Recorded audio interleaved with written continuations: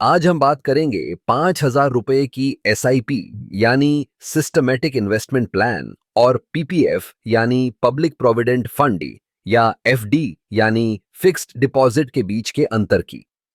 ये दोनों ही निवेश के तरीके हैं, लेकिन इनकी विशेषताएं और लाभ अलग अलग हैं। अगर हम एसआईपी की बात करें तो यह म्यूचुअल फंड में निवेश करने का एक तरीका है। जब आप हर महीने 5,000 रुपए की एसआईपी करते हैं तो आप बाजार के उतार चढ़ाव का लाभ उठा सकते हैं। मान लीजिए, अगर आप एसआईपी में 10 साल तक निवेश करते हैं तो आपकी कुल निवेश राशि 6 लाख रुपए होगी।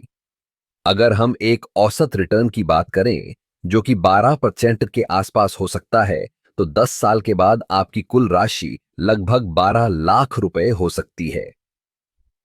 यह एक अच्छा रिटर्न है, खासकर जब आप इसे लंबे समय तक देखते हैं। अब बात करते हैं पीपीएफ की।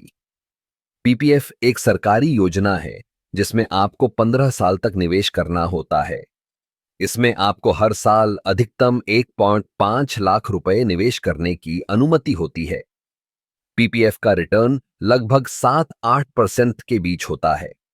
अगर आप हर साल 60,000 रुपए निवेश करते हैं तो 10 साल बाद आपकी कुल राशि लगभग 8-5 लाख रुपए हो सकती है। यह एक सुरक्षित विकल्प है,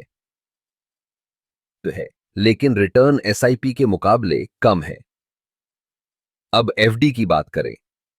एफडी में आप एक निश्चित राशि को एक निश्चित समय के लिए बैंक में जमा करते हैं। आमतौर पर एफडी का रिटर्न 5 से 7% के बीच होता है। अगर आप 5,000 रुपए की एफडी करते हैं तो 10 साल बाद आपकी राशि लगभग 4.5 लाख रुपए हो सकती है। एफडी एक सुरक्षित विकल्प है, लेकिन रिटर्न भी सीमित है। तो अगर हम इन तीनों विकल्पों की तुलना करें तो एसआईपी सबसे अच्छा रिटर्न देती है, जबकि पीपीएफ और एफडी सुरक्षित हैं लेकिन कम रिटर्न के साथ। एसआईपी में जोखिम होता है, लेकिन अगर आप लंबे समय तक निवेश करते हैं तो यह आपको बेहतर लाभ दे सकता है। इसलिए अगर आप जोखिम लेने के लिए तैयार हैं और लंबी अवधि के लिए निवेश करना चाहते हैं तो एसआईपी आपके लिए सही विकल्प हो सकता है। वहीं अगर आप सुरक्षित निवेश पसंद करते हैं तो पीपीएफ या एफडी आपके लिए बेहतर हो सकते हैं। याद रखें, निवेश हमेशा आपकी वित्तीय स्थिति और जोखिम सहिष्णुता पर निर्भर करता है। सही निर्णय लेने के लिए अपनी जरूरतों और लक्ष्यों को ध्यान में रखें।